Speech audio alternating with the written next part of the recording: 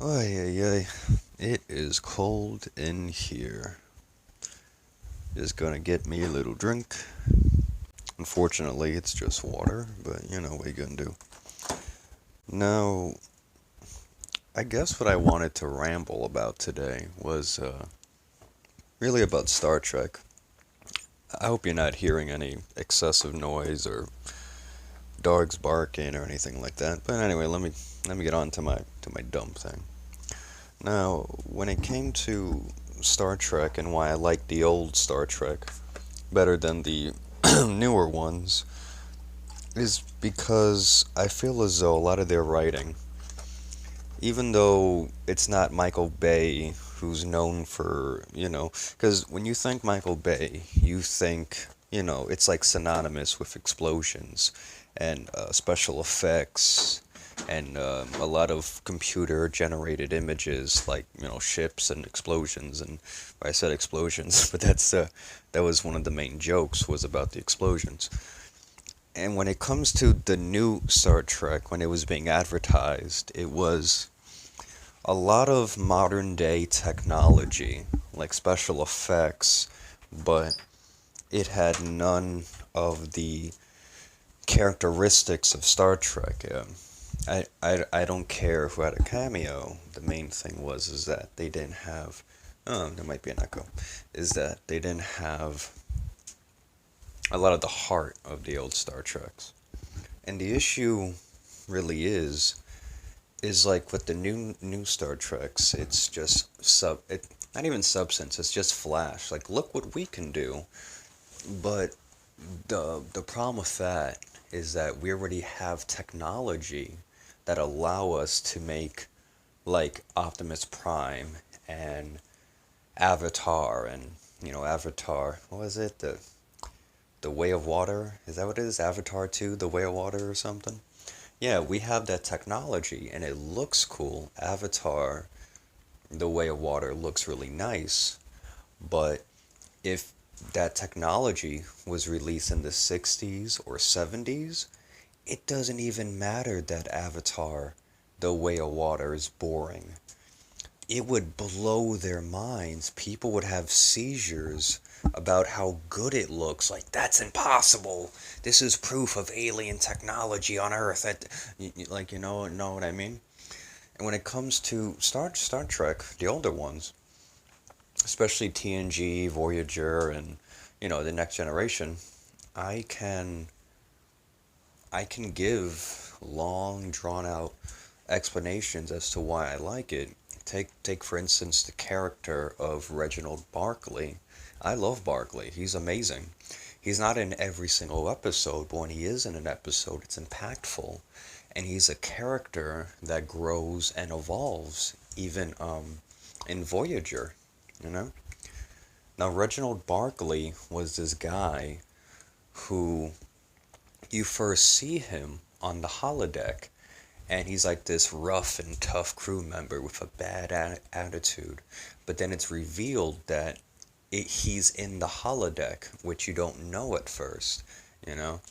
But but then when he's asked to come, do a job, you can quickly see his personality is completely different. He's more mousy. He's more nervous. Like, yeah, he's like stuttering. He's like, yes, Commander, and you can tell that he's not as confident as the man we just saw. And throughout, this episode, it's revealed that he basically sort of lives out his fantasies in the holodeck. In fact, Geordi's having problems with him, but Captain Picard encouraged Geordi specifically to help him and kind of help him better integrate into the crew. And when Geordi sees him next time for being late again, like, this freaking guy, he's late. Where is this guy? He goes to see him, and he sees him in the holodeck fighting holographic versions of the crew. And he's this wild man. He's full of confidence. He's articulate. He's sword fighting. He's like a completely different person. But then when he sees Geordi and realizes that's the real Geordi, he freezes, and you can tell. Then they have this little heart to heart, and he explains to, LaForge that he's willing to, transfer and stuff like that, that he'll put it in himself. And Geordi's like, no, you don't have to do that. It's okay to be on the holodeck. You just have to, do your job, and that's fine, you know. And he tries to explain to Geordi that he knows he doesn't fit in, and he knows how people see him. And Geordi tries to reassure him and say he's just shy, but he tries to tell him that he wishes he was just shy. He can't, he's petrified when it comes to being around people. He doesn't know where to put his hands or what to say, and he's very, his confidence, it's not just a confidence issue, it's everything that terrifies him.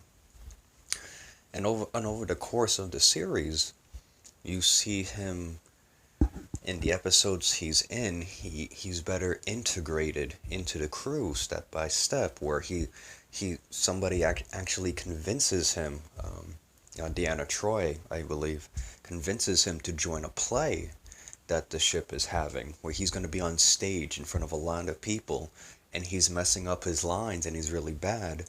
But to him, that's a huge step. And even Counselor Troy is like, you know what? No, you're doing good. You would have never stepped on this stage before now. I'm really proud of you. And of course, the plot happens, and he ends up becoming a super genius, and he's more confident and more outspoken. And he even tells people that, he likes the way he is, and he likes, he thinks his life is better with this boosted brain, and how people treat him differently. And then the plot happens, and then he's back to normal. He's no longer a super, mega, ultra genius. And this is, again, spoilers and stuff, but this continues on throughout the whole series. Even in Voyager, the episodes that he's in, you see that he's different. He doesn't stutter as much. He's more confident in his abilities, especially when he's interacting with the Voyager crew, and he even gets his own episode where he is on a team of people who is trying to find a way to reach Voyager and make communications with them, and so on and so on. And I can tell you more about Reginald Barclay, but the idea is like the fact that I could talk about him for so long proves that he's such an important character.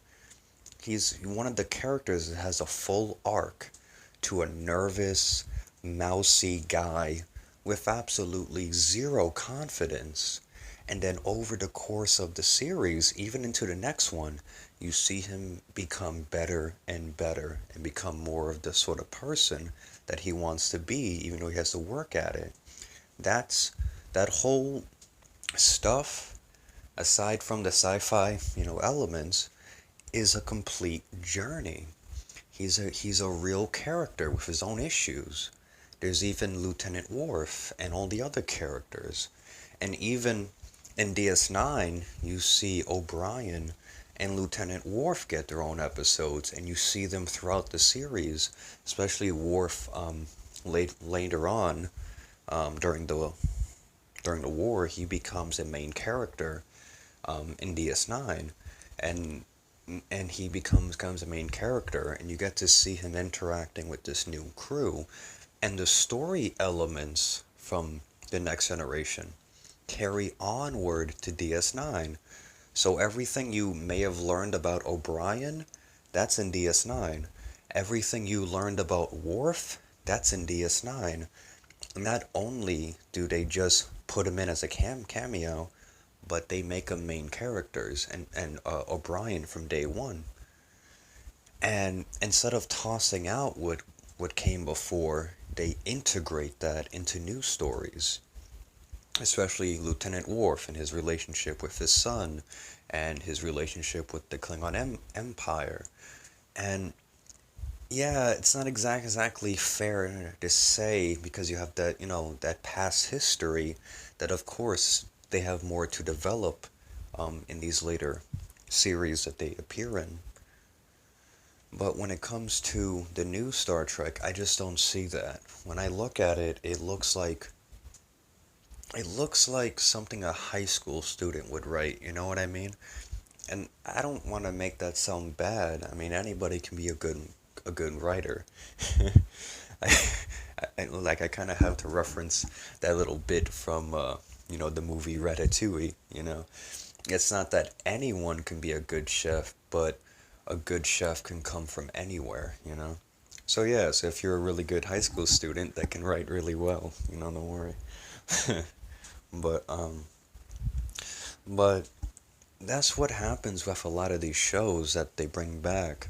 And the issue is that I understand that the new people that watch these shows, to them it may be good, but if they go back and watch the originals, even though it doesn't have, let's say, computer animation and graphics from 2022 or 20, whatever. Let's say the movie came out in 2005, you know? I mean, I liked the first Men in Black. I think it looked really cool. And it was really fun movie. And it had this secret sauce. It had this recipe that they tried to replicate in the sequels and they just couldn't. Like in the sequels, they thought they'd spend a bigger budget and new technology on making the world flashier and making it bigger with, more stuff. And then in the third movie, they did the same thing, but it felt wrong. There was some sort of secret formula, this lightning in a bottle, that they couldn't catch again. And and then in Men in Black in International, well, you saw the same thing.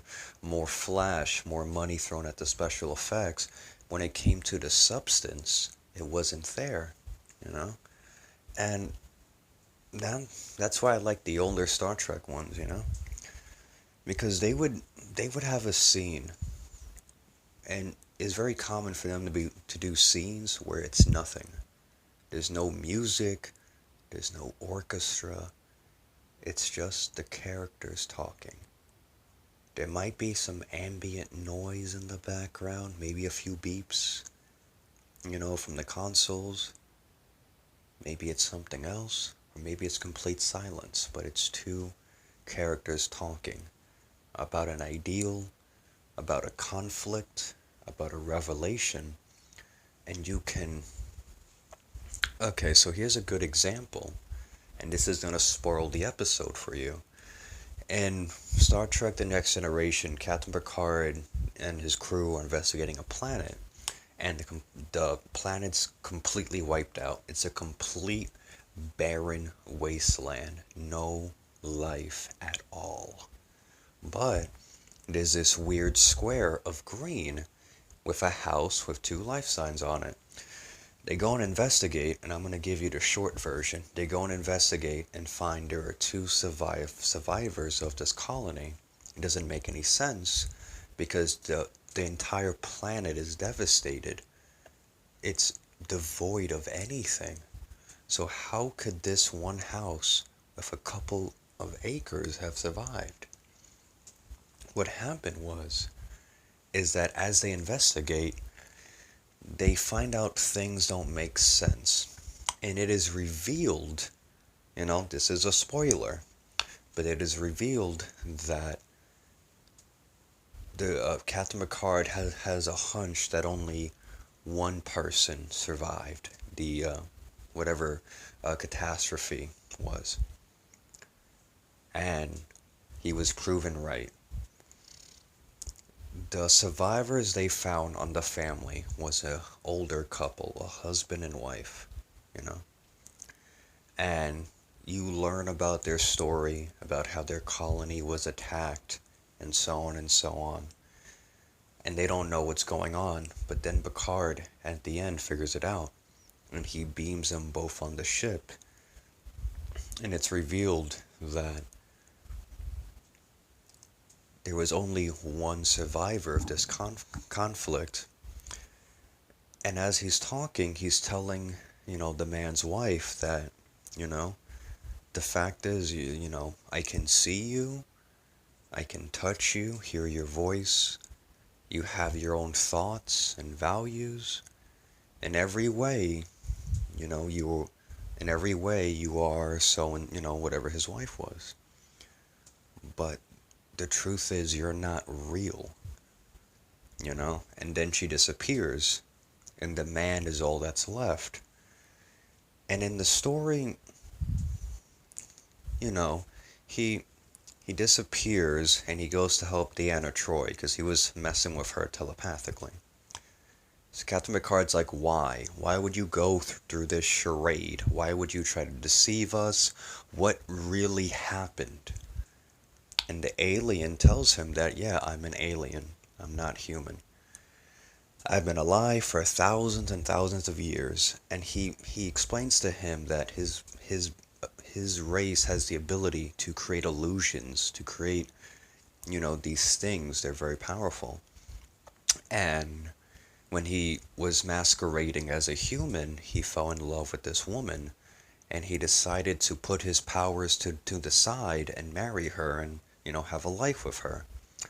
When they were living on the colony, this race of aliens attacked, but his people are non-violent. He refuses to kill. But his wife, well, she wanted to go help the colonists, and she joined them despite despite him being against it. And in that conflict, she died.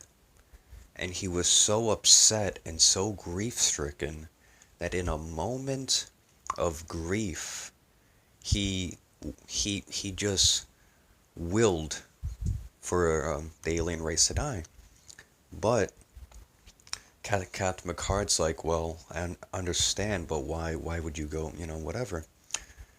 But then the alien reveals, and he says something like, you don't understand the scope of my crime. I didn't just kill, the Hushnak. I didn't just kill one Hushnak or 1,000.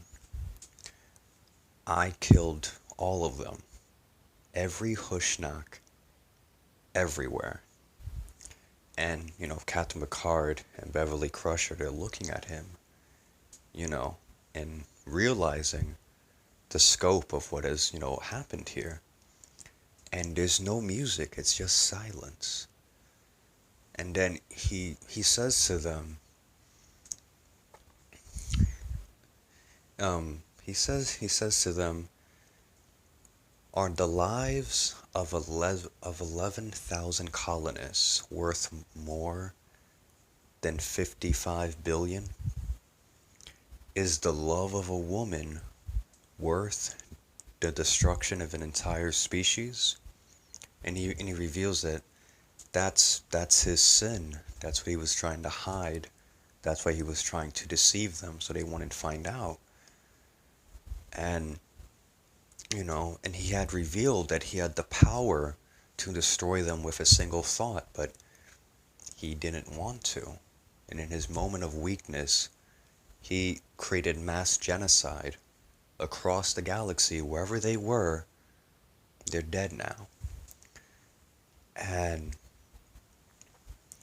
they decide to leave him there on the planet alone so he can live out his isolation, And then they end on a nice quote, kind of like, whether it's his salvation or his prison, whatever, right? So he's basically been living there on the planet for years by himself with only the recreation of his home that he built with his wife on a world barren without any life. Now that's powerful. It's powerful because the mystery is so simple. The crew, they see something weird. They go and investigate. They find what used to be a colony, a human colony, completely gone, wiped from the face of the planet. There's no buildings, there's no trees, there's no grass, no nothing. An entire planet devastated with no explanation. So what did they do? They see one singular house that had survived with two couples that looked virtually untouched. And then the mystery, reveals itself. That's very simple, and it's character driven, and it's emotional. And a fun fact that I found out, long ago, is that the actor that played the part of the husband actually had lost his wife recently, during that time. Uh, and he said that it was the hardest role he had to play, because his wife had passed away due to cancer, I believe. And you can tell, and you can see in his performance that he's bringing that onto the screen. It's very quiet, it's very respectful. There's no music, there's no orchestra, there's no violins. It's just people talking, and then him revealing, you know, his greatest shame. That's powerful. But in these new shows, it's not really. They work more on the idea than the actual. They they focus too much on the idea and not the spirit of it. You know what I mean? They focus too much on the spectacle and not the substance. Where if the idea is grief or loss, the way they handle it is very okay. I have an idea for a show or a movie about grief and loss, and they focus more on the idea than the actual execution, than the actual characters, than the actual people in this fictional world that they're trying to portray. And if the idea is, oh well, we'll put spaceships and explosions and we'll put all this stuff and we'll make it up on the computer and we'll have someone render it, that they're focusing more on it making it look good than it actually feeling good, than it actually having substance. And 9 times out of 10, what they'll do is a very basic trick in this field is if you're doing special effects is to make things dark. Because when things are darker, you don't really see the imperfections of the models or of the sets or whatnot. And I I like I like the fact that Farscape actually had a lot of practical effects, whether it was budgetary reasons or whatever. I like the practical effects. I know that some people couldn't get over. Some people make comments about Rigel being a puppet. He is a puppet, but after a while, I just sat down, and enjoyed the show, and you know what? Rigel was cool. I don't care that he was a puppet. He was cool as hell. And even Pilot, the crab thing that controlled the ship. That was cool, man. He was the coolest looking thing I ever saw. But but that's the thing, is that with these types of shows, or with anything really, you gotta have substance. Because then you have stories about loss, and you have, Worf going through these multiple arcs and this journey of discovery. Discovery. That's throughout, Star Trek, The Next Generation with Captain Picard, and DS9. And then you see sort of the conclusion of those arcs. Same thing with O'Brien. O'Brien has great episodes here. And you even see how these people, especially in DS9's case, how they sort of become a family. Even Benjamin Sisko, I've heard some people talk about Benjamin in a certain way, but I think he's the most complex. Not because he's because Benjamin Sisko, obviously, in the first episode, I'm not spoiling anything. He's a starship captain. People also think he's the emissary of the prophets, which is like the Bajoran gods, essentially. So now, not only is he a starship captain, in control of a planetary station, he's also planetary. Yeah, whatever, of a space station. He's also kind of like Bajoran Jesus. He's like the emissary, to the prophet. So he's basically now Space Jesus and a captain, and he's in charge of a space station, and he has to juggle these multiple conflicts with Bajor and Cardassia. You even learn more about the Cardassians, and that's brought over from the previous um, shows as well. So I just want to say that, so it's not too long, because it's probably pretty long now, is like that's why I like those Star Treks. Because then you go from DS9, which was, even the last episode was like a love letter to the series and all things Star Trek. It was very nice, very sweet. It felt like there was a satisfying catharsis. There was a satisfying conclusion. Um, it was all very nice, loved it. But it's like you go from DS9, a complex story about politics and war and personal relationships, especially about war later on in the series, because the war isn't just episode one. It's a growing conflict that happens until finally you just hear. Well, I tried to snap my fingers. Like, snap your fingers, and now all of a sudden, things are coming to a head, and things have escalated. Now we're in a conflict. That's what DS9 was. It was a growing stuff behind the scenes, setting up, building up, setting up, and building up until these elements finally clashed, and now boom, you have all these things happening, you know? And then you go from DS9, and then you have Star Trek The Lower Decks, which doesn't make any sense because you could have just had it, instead of being Star Trek The Lower Decks, you could make it a spoof of Star Trek. You can make it like, I'm not saying it would have been good, but you could call it something like, if if you want to say Star Trek, why not call it Space Journey? Because if you're gonna be that on the nose about it, right? If you're gonna be that, whatever, why not go full blast instead of, like give it the old Spaceballs treatment, So instead of the Force, it's the shorts. Instead of Star Trek, it's Space Voyage or something, or call it, maybe you flip it around, call it